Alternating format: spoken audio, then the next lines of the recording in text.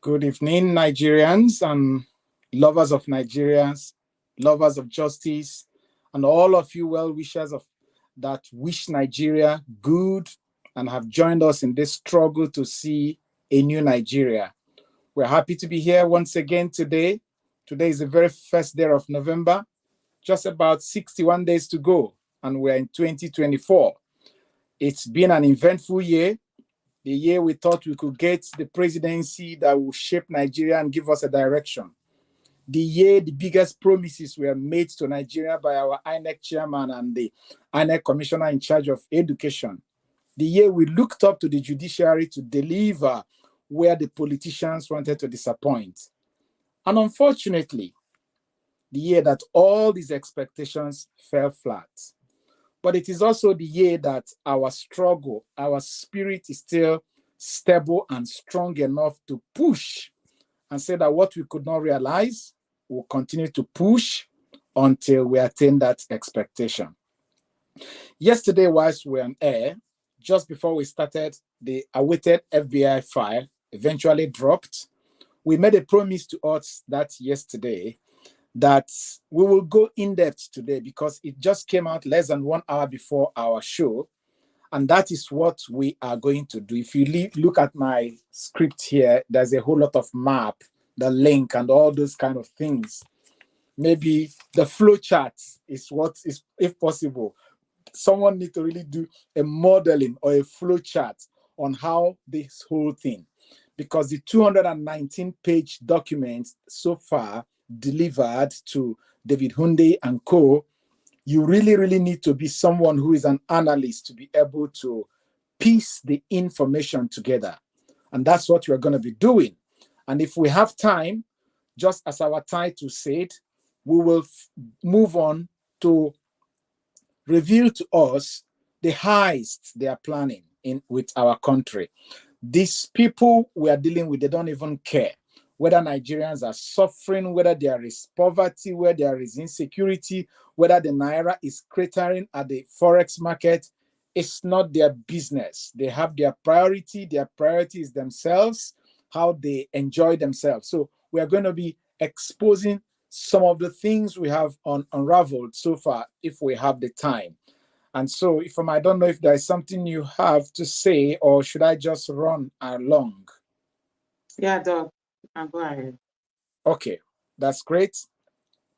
So, as you can see from the title here, this is from the FBI file dated yesterday, 31st of October, and addressed to Aaron Greenspan, which is the lawyer that is working hand in hand with David Hunde. And the very first paragraph says, no, the title says, Greenspan versus EQ USA and et al. And co. It says, subject, Bola Tinubu et al. Dear Mr. Greenspan, the FBI has completed the interim review of records subject to the Freedom of Information Act that are responsive to your request. The enclosed documents were reviewed under the Freedom of Information PA. I don't know what PA stands for. Title 5, United States Sections 552/552A. Below, you will find check boxes under applicable status for the exemption asserted to protect information exempt from disclosure. The appropriate exemptions are noted on the processed pages next to redacted information. In addition, deleted page information sheet was inserted to indicate where pages were withheld entirely pursuant to application exemption. An explanation of exemption is enclosed to further explain justification for withheld information. Now, this is very simple. This is just a summary of a guide given to Aaron Greenspan. As we said, in the judgment, in the ruling of the court, there were a lot of redaction, meaning some places the names were blocked, some pages were completely, everything written in a whole page were completely deleted, but they still inserted the page for you to know that there are pages that were deleted and explanations were given, meaning that in as much as what we have here is still rich and deep, there are still many things that, because of the ruling, that we couldn't even see, that were deleted. And if you go through those 219 pages, there were plenty of them running in tens of pages that were deleted. Now, first and foremost, it casts a shadow of doubt on the people we are dealing with. If there is something of a content that pertains to them that had to be deleted. And people might say, why? Well, I have my own reason. America is just a country. They care about themselves and their own business and their own dreams. They are not going to be here fighting for us. We have we say that we are a country, a sovereign nation, isn't it? We should be able to solve our own problem. They may decide to redact certain information. They may decide to withhold certain information that will help them as a leverage going forward. Remember, they have a lot of interest in Nigeria. ExxonMobil is still an American company, and there are many oil exploration companies. There are a whole lot they are doing in Nigeria. And need I tell us something? A country cannot just wake up and, because of private citizen like David Hyundai, decided to risk their interest, being that the issue that could endanger the person that is occupying the highest office is what a private citizen is asking. They need to weigh all the options. What is it in it for us? If Nigerians can sit down and use their own system to endorse what should not be endorsed, should we be killing ourselves? I mean, Atiku Abubakar went to the US and gathered all the information he gathered. What did our Supreme Court justices do with it? They trashed it inside the dustbin. So I just, by the side, I just decided to say that. But be that as it may, we need to go back to this whole document. Now, as you read and sift through the document, you notice that what this first batch of the document files contain is the process when they identified what was happening and how they started building their case and their argument up till the point where that affidavit that that David Hyundai in them released before the election came out, that particular affidavit that resulted in the forfeiture of $460,000. So what it means is that that particular affidavit sworn by Agent Moss and Co. is actually a summary of these 219 pages. So what that implies is that document that Enahoro Eba took to court last year is authentic, because this 219-page document are more like, the way if you're preparing for exams, or if you're trying to write something, your notebook, everything you did, how you compiled, how you, even the car they were driving, and how they did all those things. That's what these 219 pages did. However, there are important things that happen here. There is a name that kept on appearing there, and we have the picture of that name. It's one Akonde of a man. Now, there is also another name known as Lee Edward. Lee Edward, okay, this is Abiodun. Abiodun is a boy to another person. Abiodun came to the US somewhere in the 80s, all right? And in the 80s, but there is an Akonde who is like their boss in the Chicago circle. Remember that yesterday we did say, the letter said that, it said this case is about, trafficking of Class A substances. I don't want to mention the name. We mentioned it yesterday so that we don't go and start having problem with YouTube and co. Now, this trafficking of Class A substances, it says that involved Nigerians, a group of Nigerians. Okay? Now, these are the three heads of this group of Nigerians. This person here His name is Abiodun, somebody, I'll leave it that way. And then it's in the document. Then give me the other one, another person with a cap. No, another person with a cap. The older person with a cap. That's it. No, that's still a night. Yes. And this is the Akonde of a person. Now, I think I'm told that this person, the relation or the wife or something like that, later became a commissioner in Lagos. Okay? Become a commissioner in Lagos. So, but this is the person who is leading this team. According to the court paper, he is the leader of the Nigerian team. His name is expressly mentioned in the document. You could see it there. Okay.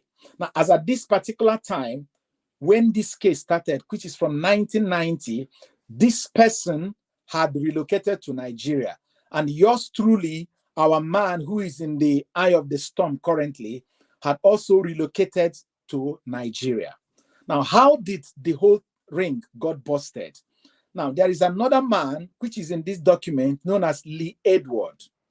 Lee Edward operates in Indianapolis area of the US. Okay, he operates there. And in order to expand the market of the Chicago side, this Abiodun person was brought over. Okay, now, unknown to him, he sold the substance to an FBI undercover agent. And that was how he was nabbed. And he is the person who now started singing. Now, this Lee Edward, as we talk, is still serving life sentence in the US for his business, for this business. He's still serving life sentence. So he's like the head of an area, a franchise, call it that way. This, our person here who is on the screen, is like the head leading the Nigerian team. Okay? Now, the Abiodun guy now started singing. It was him who exposed their own ring. But their henchmen, as it were then, had relocated to Nigeria. All these were contained in that particular affidavit. Now, how did our own, yours truly, come into this picture? He was not in the marketing, as it were. Let me use that terminology, business terminology. He was not in the marketing, maybe as in the distribution and what have you. He was more or less acting as a fund manager, as an accountant. And you remember that in the affidavit, it said that his address was a drop-off. We've done that. And also the person. Now, you can imagine someone who used a traveler's check to open an account with $1,000 account. And within 1 week of opening that account, $80,000 had entered into that account way back in the 90s. $80,000. And that was how the IRS people got, what's happening here? What are you doing? And he said he's working with ExxonMobil. ExxonMobil was contacted. Say yes. Now, there's no way we can allow a staff to put company money as much as this in our personal account. That was how, linking it with the Gary connection and the Abiodun connection, the investigation started getting shape. They now started trailing all of them, watching them, the kind of car they drive, where they go to, the clubs they go to, and the kind of movement, which kind of bag. They were taking pictures of all these things, building their case. Now, something interesting happened. Because at this same time when this case was happening in America, that was also when in somewhere in Colombia, a young man who was in his early 40s was giving the whole world trouble. Can I see that guy? His name is a popular name, Pablo Emilio Escobar Gaviria. Now, look at it. He says he was born in the 1st of December, 1949, and he died 2nd of December, 1993. 44 years. He was a Colombian lord, and a politician. This is important. He's a politician because this guy even went to become a member of the parliament. He was so powerful. I mean, if you've watched the documentaries on Netflix about Pablo Escobar, your body will shake. The guy took off an airplane that is in the air, just exploded. The guy used armored tankers to run through the government buildings.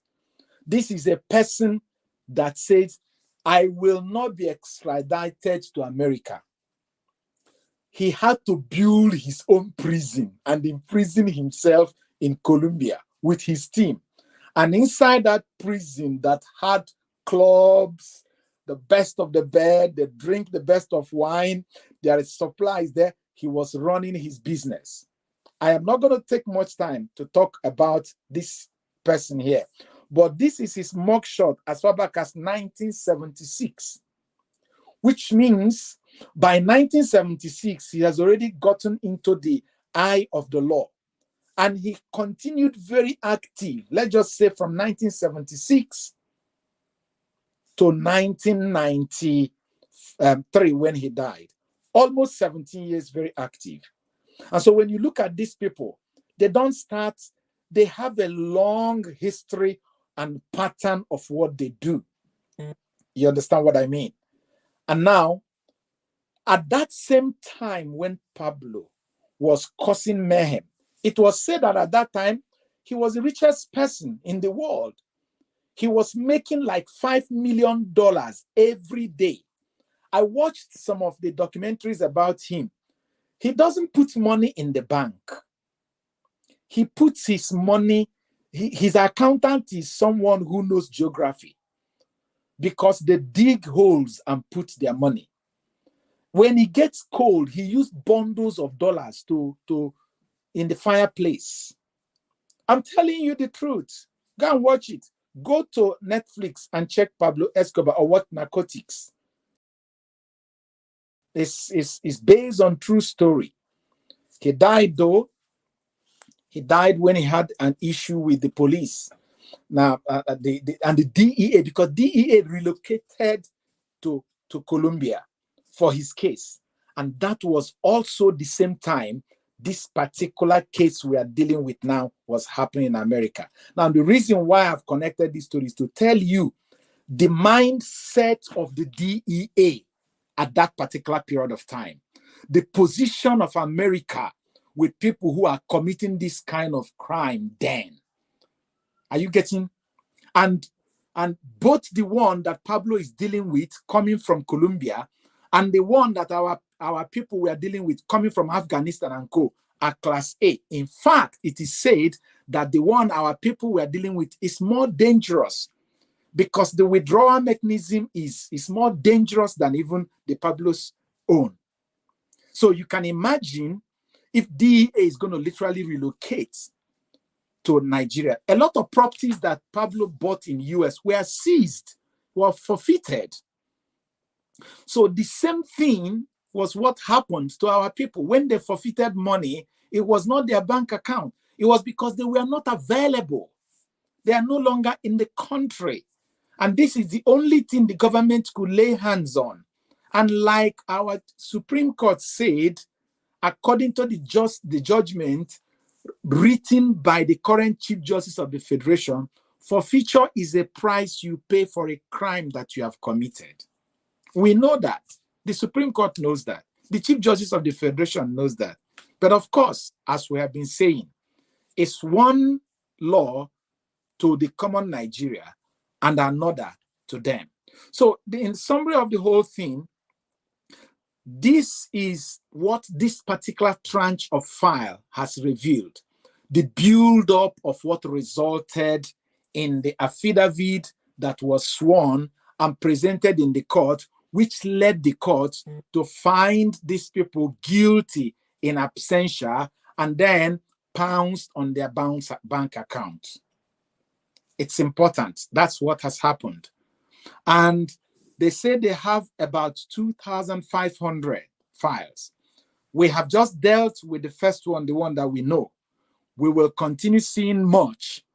If you have gone through the file and you see certain things in the file, you don't understand how to interpret it, you can ask it as a question, and I am happy to answer it here. But in the absence of that, I don't know if there's anything you want to say or a question before we move to the next topic, because we've already done 20 minutes on this. Thank you.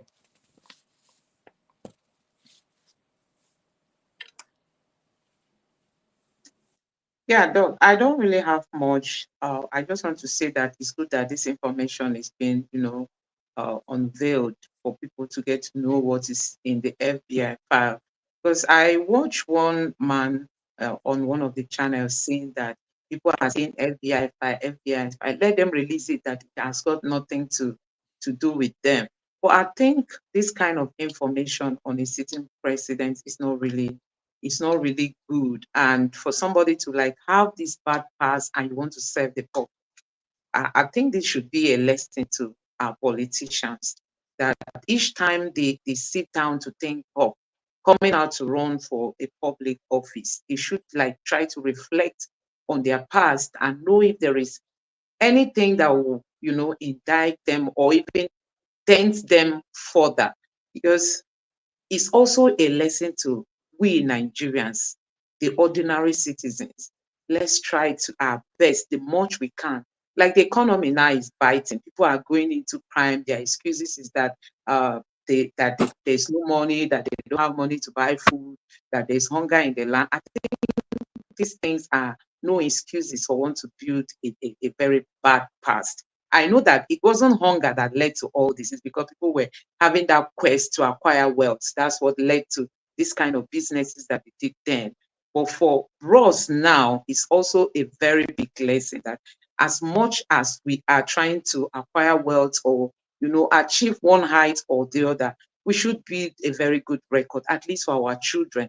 And we should also try to teach our children, for those of us who are already parents, teach our children on the essence to have a very clean life. So that, because you don't know where you find yourself tomorrow. I know that the current government, they are not bothered, they are not worried about these things. But you can imagine how the other world leaders are looking at Nigeria with this kind of information. We are living living in an internet age where anything that comes out circulates everywhere, as in everybody gets to see it. So you can imagine what is going on in the minds of other world leaders when they see that this is where Nigeria is today. So, Doc, that's just my own take. Okay, before you step out, this thing you said, how other world leaders look at us. Something happened in 2015. I'm sure you must remember. I don't know if it was Commonwealth of Nations. I can't remember what happened, but it was at the Buckingham Palace. And the Bishop of the Canterbury was there. David Cameron then was the Prime Minister of Britain. And they were talking over a cup of tea or over a glass of, they were drinking, during more like a break time, talking and laughing. And the Prime Minister used his mouth to say that, talked about corruption. And the adjective he used to describe Nigerian kind of corruption, said that our nation and our leaders are that we are a fantastically corrupt nation. That was how the head of a country described another country and their leaders. When they don't even have something they can hold on like what we have now. So you can imagine how they will be discussing and talking about us when they're having their coffee next time.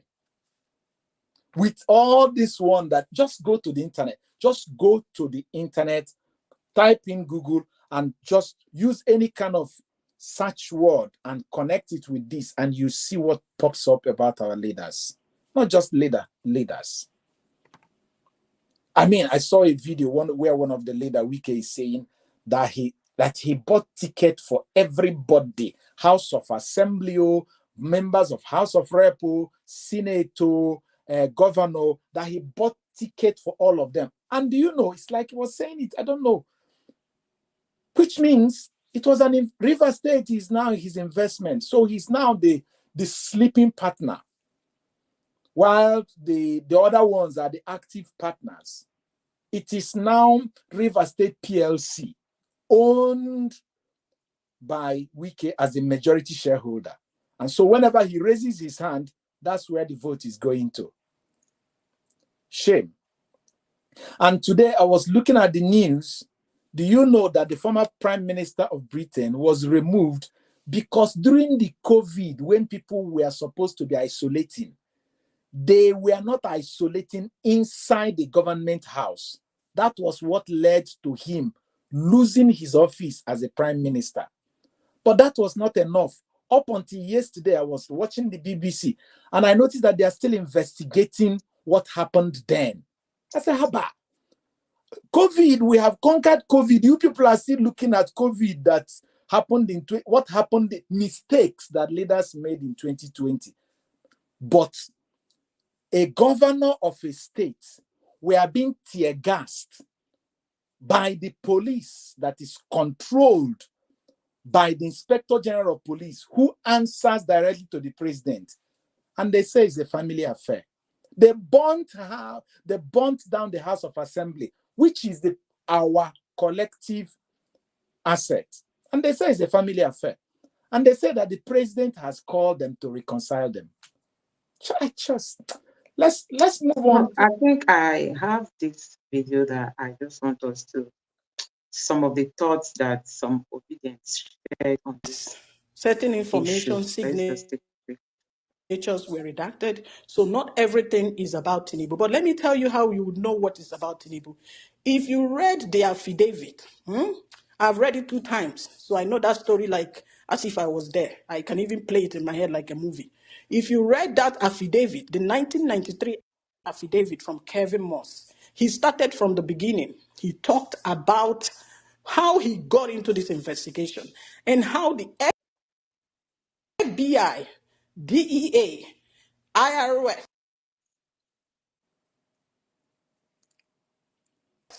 U.S. Customs and Border Protection were on this, on Tinubu and his gang.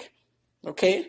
So what that means is he was an IRS guy coming in to investigate money laundering.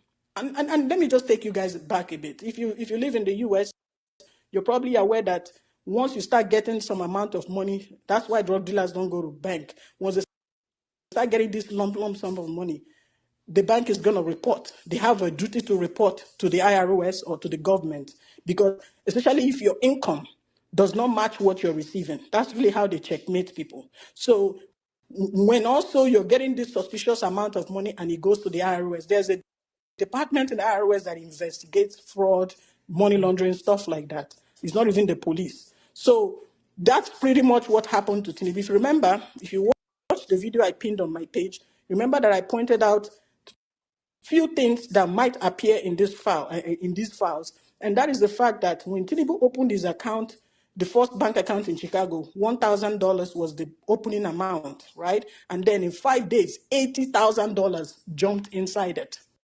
You see that? There's no place in the world where that would happen unless you won a lottery. I mean, every decent person, you don't just, why didn't you even open the account with the $80,000, right?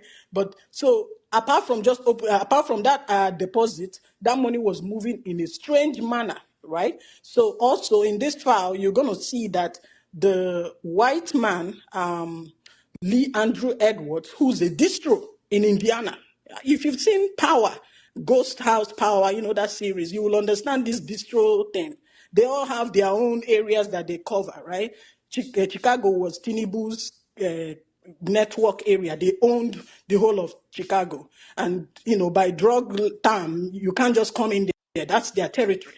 And then this other guy, Lee Andrew Edwards, owns Indiana. He was the biggest distro in Indiana. So other people will probably come and buy from him. They are tough. Exactly. That's their area. They are tough. So he controlled that area. So Chicago, the drugs were coming from Nigeria, from Muiza Konde, who is Tinubu's, I call him his uncle because basically that's really how we introduced him the first time. But Muiza Konde had this distro from Nigeria, the White Heroin Network.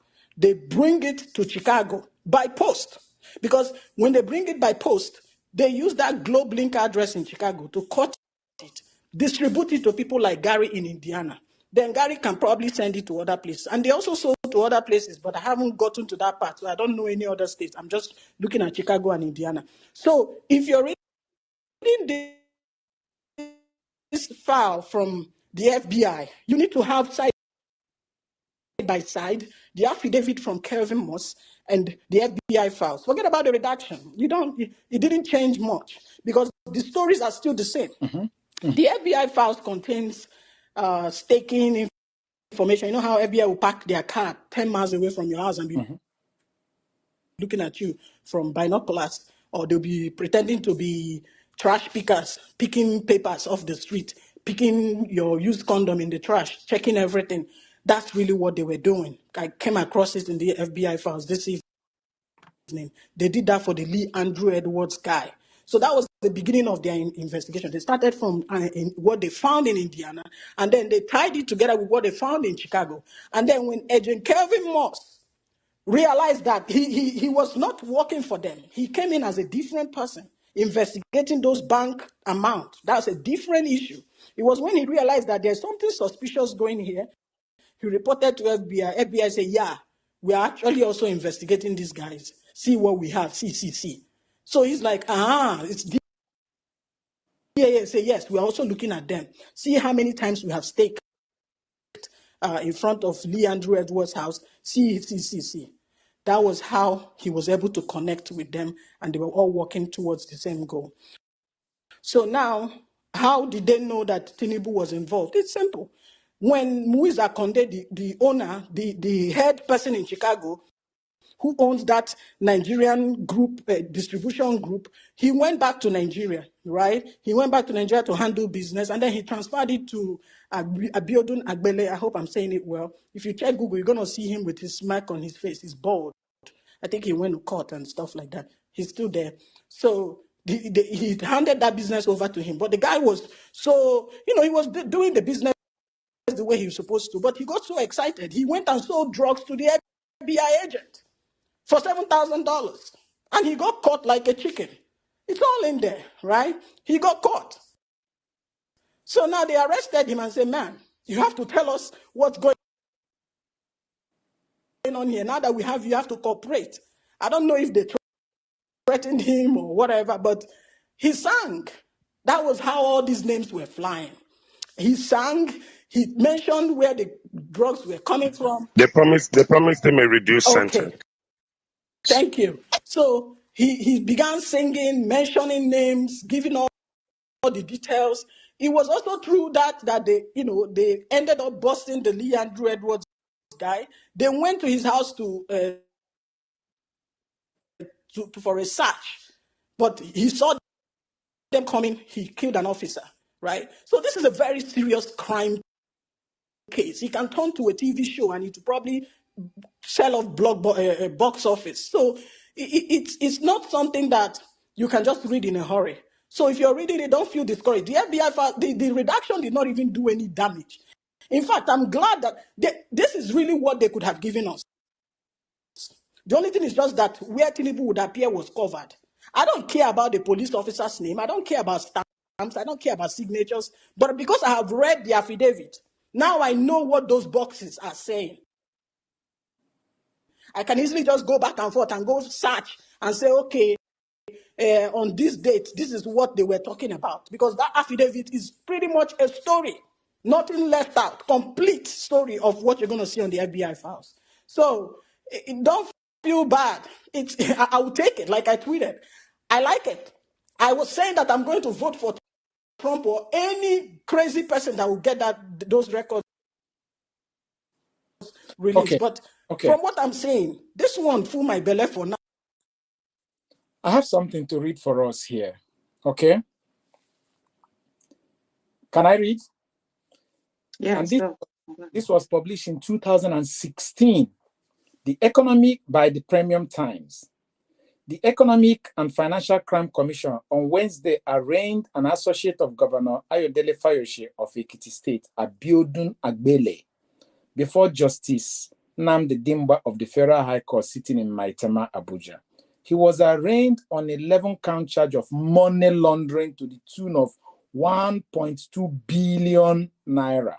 The money was part of 4.6 billion naira allegedly transferred from an account belonging to the Office of the National Security Advisor with the Central Bank of Nigeria. Mr. Agbele was arraigned alongside former Minister of Defense for State, Musiliu Obanikoro. Now, you see, these names are not just when they finished in the US, they continue. They are in every fabrics of our government. Do you understand what I mean? They are still doing moving things for our government. If you go as far back as 2021, he's still all over the news. He's still all over the news that he bought a house of 1.3 billion naira in 4 months. As far back as 2021, carried by Vanguard News. These people are running things.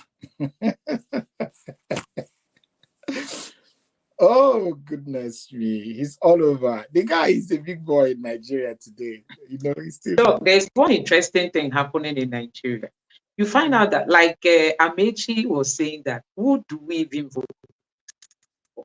Who are the people we vote for? Nigerians. When you look at most of our politicians, take your time to go and research their past. It will shock you the kind of persons that come to present themselves for election. This other day, Doc, you made mention of the former governor of Kebbi State, and you said so many things about him, what he has been involved in.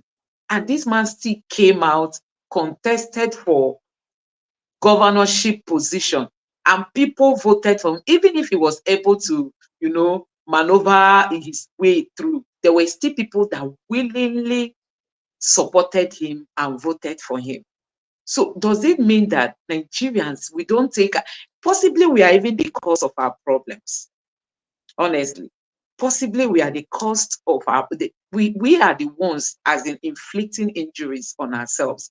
Because when people present themselves for election or even re-election, we don't take time. We rather look at, is he from my tribe? Is he from my religion? What have I ever gained something from him? And all that. Come. Finally, we took time in 2023. East, West, South, and North. Democracy is about majority, isn't it? Majority took time in 2023. In the presidential election, did they even care that you voted? Where is your vote in Rivers State? Even as we talk, with all the mutilation and the reduction, the number on the vote in the Rivers State is still showing that the person that the people voted won the election. It's the same thing in Benue State. It's the same thing in Edo State. It's the same thing all over. And they told you to go to court. And then you got to court. And your court told you that it is nonsense. How someone will say, Banza. The court told you, get out of our face. We don't care. Whenever I hear, oh, Nigerians, look at who you voted, I always say, hold on. It's not true.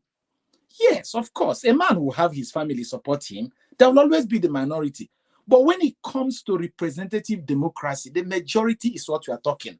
And I can say it with every boldness and conviction. The majority did not vote for people who are in power today. They imposed themselves on us because they have the handle. They impose themselves on us. Even when you have your hand to vote, the same INEC will tell you, will refuse you to vote by denying you a permanent voter's card. And when you eventually grabbed it from them and came on the day to vote, after voting, they will trash your ballot papers and the result sheets somewhere and announce result by 4 a.m. And when you complain to the same INEC, the INEC will tell you, I don't care that I broke my own rule and I broke the law. Go to court. And when you get to court, the court will speak English for you and trash you. So please, let's be easy on Nigerians. Let's be easy with them. These people don't care. I told you when I finished my youth service, I ran into someone who was a local government chairman, and he was my boss then, where I was working as a service engineer in a telecom company. He asked me that there's something we'll do. Took me to one house in the GRA. Do you know what they're doing in that house? Cartons and cartons and cartons of electoral material, voters card. Then it wasn't PVC. They were just manufacturing names, and after manufacturing, they put it in the bag and go and keep. On the day of election, they give you, you go. At the end, they will write results. They will write results. And INEC will say, yes, that is our result. And the court will validate the results. That is it. Yes, Doc, my thought is, you can imagine if Nigerians have started doing what they are doing today years back.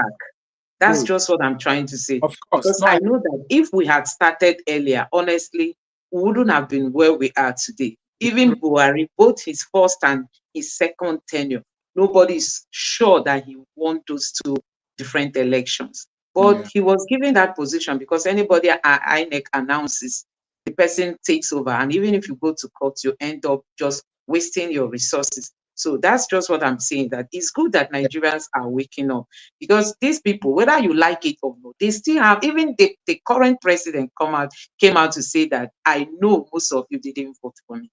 Many people didn't vote for him, and he's aware. But there were still people, even till now that the economy is biting, you still see people coming on Twitter to say 4+4, that turn by turn and all that, on your mandate will stand. Yeah, you will still see people who will support whosoever that comes out to buy. You talked about this Escobar. He still got into politics despite the dirtiness of his hands. So it's all about the citizens. I think this last election has really, let me just say, Nigeria has now embarked on a journey for a better Nigeria. Since after this 2023 presidential election, I've seen a lot of changes, and I just pray that it will continue that way. Because from what INEC has done, if you can imagine, you can see that even voter apathy is now reducing. Look at Imo State. You can imagine we have election in few days that will be holding in Imo State and other states like that. But people don't care. You don't see that consciousness again because of what happened during the presidential election.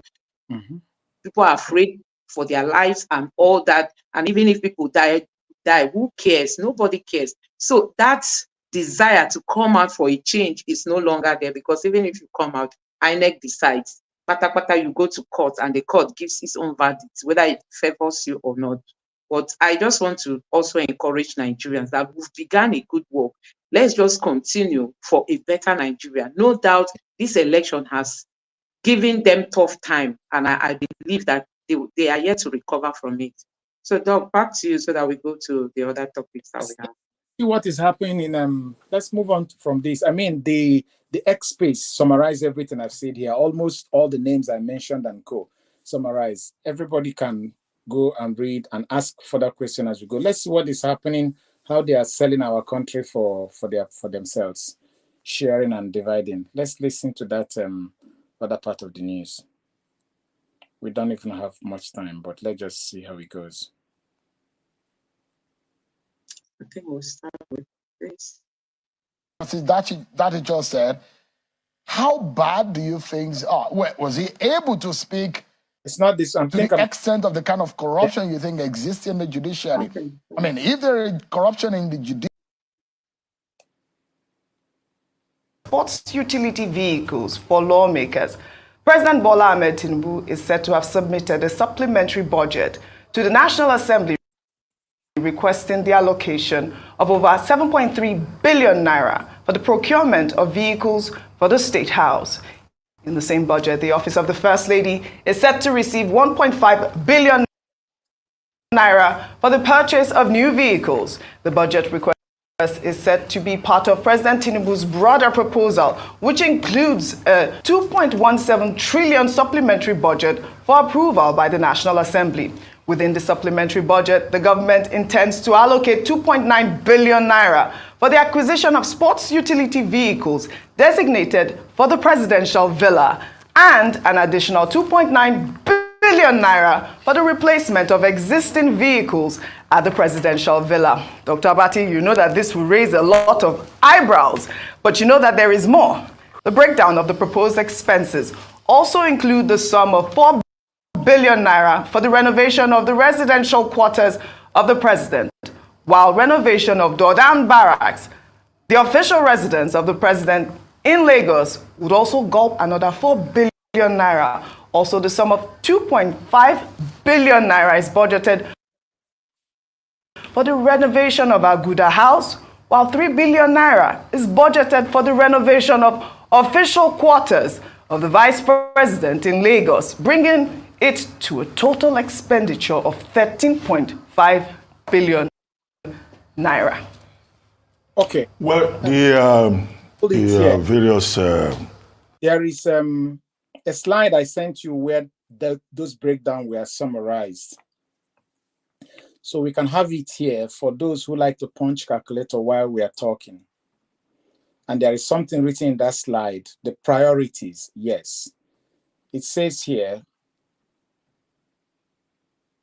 the president's priorities, a total of 6.9 billion cars for president, 5 billion presidential yacht. Yes, there is another news that carried this.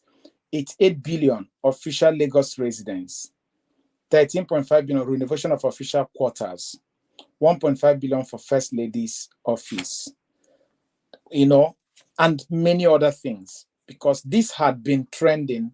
It's about how many trillion? About, just give me a second. It's about 2.1 trillion naira supplementary budget. Remember, our budget runs December to December, okay? In Nigeria, our budget runs December to December. And today is 1st of November. And they're submitting a supplementary budget of 2.1 trillion naira for budget. Supplementary meaning to add, to make up. So this is the money they are going to balloon in the next 2 months. But what is important, give me that front page of the Arise so that they can see the one that is for the car. Because the car here, automobile here, will gulp 7.3 billion. Other innovations will gulp 13.5 billion. Now, that is in addition to the legislature that already have about 57 billion. So 57 plus 7.3 is giving us something in the bracket of about 64.3 billion. What is interesting is that the government is planning to pay minimum wage to federal workers of 35,000 naira. That 35,000 naira, with the current rate of dollar today, is somewhere in the bracket of about $31. So a Nigerian federal worker is worth an average of about $1 a day, Nigerians. $1 a day. That's my own breakdown. Whereas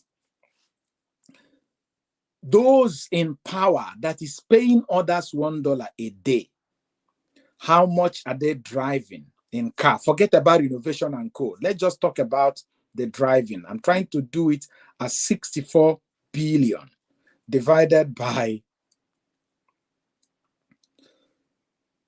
that is something about 64 million naira. I'm sorry, $64 million. They will be cruising on $64 million and paying Nigerians $1 a day. If you divide this $64 million by 365, which is, so an average of $175,342,000 is what they drive in a day. Hello, are you getting what I'm saying? Because I've converted it to dollars. If you break that car value into daily for 365 days of a year, it means that for a day, the value of what they are driving a day is $175,342 a day. That's what our leaders put on the road whenever they pass you in Maitama. That day they passed you, they have just consumed $175,000 and paid Nigeria $1 a day.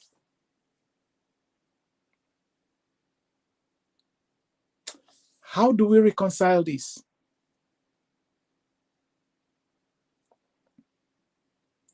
And where do we go from here? Especially when we have a system.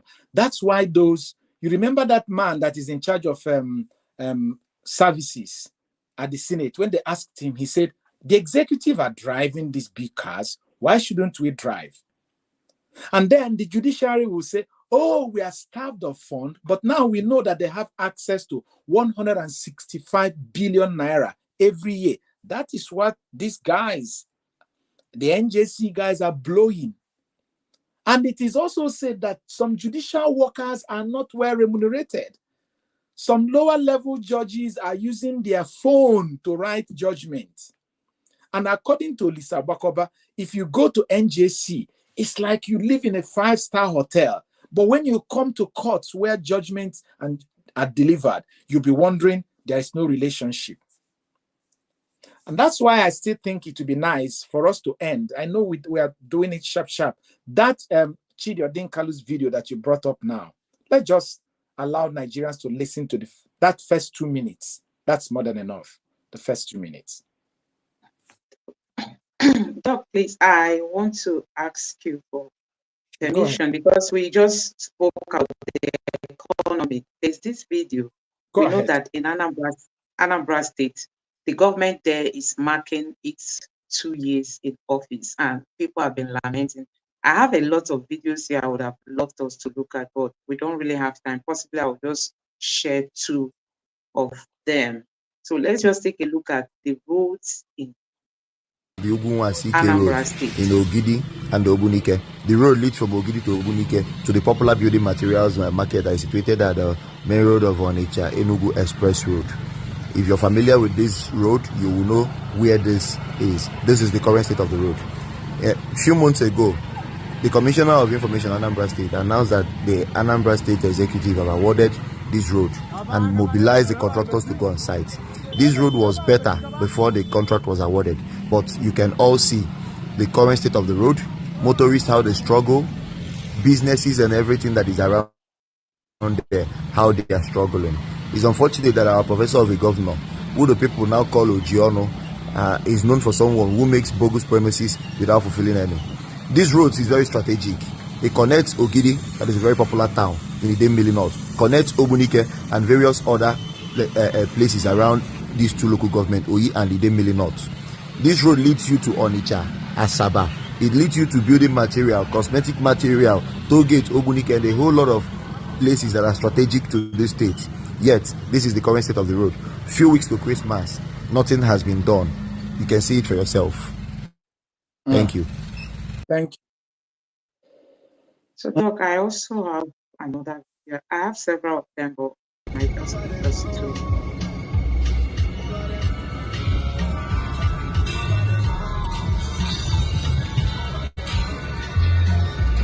So most of these roads are from Anambra. They are all in Anambra State.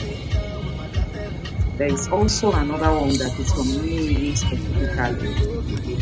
And you can see what people are going through. Hey. You can see what people are going through on a daily basis. This is why some of our young boys, they have excuses, why they are going into all this Yahoo and all this ritual and all that. The environment is not encouraging at all for people to even go into businesses. Those that went to school can't even find job. Nigerians are really suffering, honestly.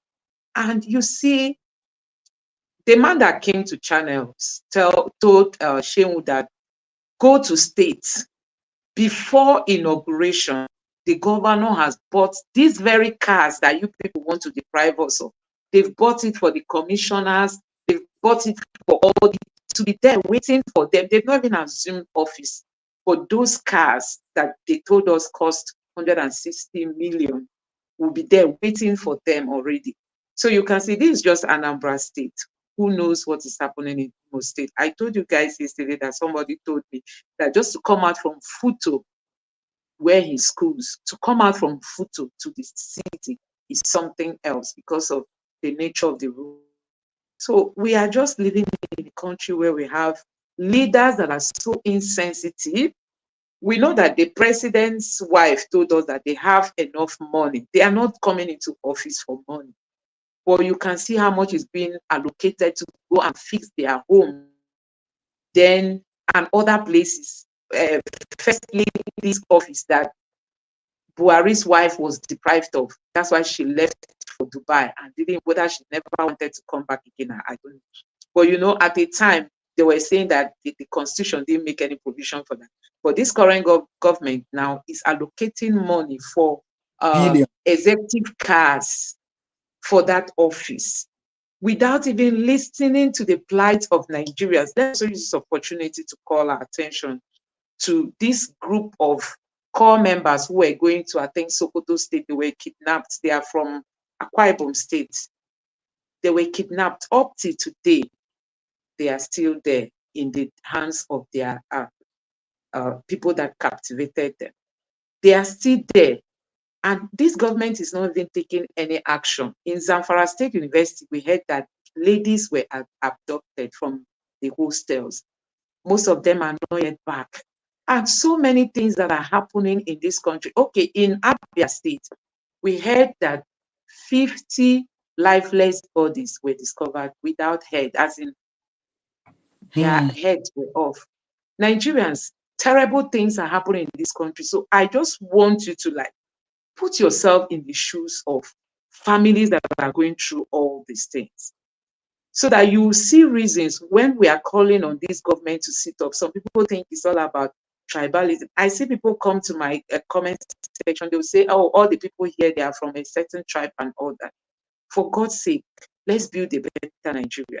So you can imagine this kind of roads. I told you guys that I have more videos from coming from different parts of Anambra State, because people were saying that, okay, this man now is 2 years in office, being a professor who even criticized Peter Obi. Peter Obi that won awards for building good roads in Nigeria. You know, he won that award. Even we've all seen Peter Obi's record, but he tried to challenge Peter Obi that Peter Obi wasn't a good match to become president of Nigeria. But you can see he has been there now for 2 years. You can see that leadership is not even by being a professor, because Peter Obi said anyway, he did his own as a trader. And he that has the title of a professor can even do it better. So we are just hoping that with these videos that are circulating and trending on the social media, in marking his 2 years, his second year in office, he will get to see this video, because people have been tagging him, calling him out. I mean, the governor of Anambra State. These things are equally seen in other states of the federation, and our federal government is busy sharing money, to get cars and fix their homes and their apartments and all that. Don't forget that we are going to be the ones to pay for this. Taxpayers' money and the loans they are going to borrow. These are all where they will be getting all this money from. So, Doc, I don't know what your closing thought is, or we should still go to that video. I felt it'd be nice to share these clips. No, we don't have time to continue. We'll continue tomorrow. We have a whole lot for tomorrow, but it's really, really unfortunate. It's unfortunate the kind of heartless people we found as our leaders. Okay. Thank you very much. In Benue State and the 9th Mile Road, linking Benue State and 9th Mile. That one, I saw trailers, and they said there were some people bringing home corpses, and those people got trapped for more than a week. Dead body. let's just close. Nigerians, wherever you are, please don't give up on Nigeria. Let us keep pushing. Let's keep pushing. We'll get there. Thank you. And So guys, thank you very much for being with us today. Please like this video so that YouTube can recommend it to more people. And also subscribe to our channel, turn on the notification bell for future updates. With this one, we want to say a very big thank you for joining us today. See you again tomorrow, and good night.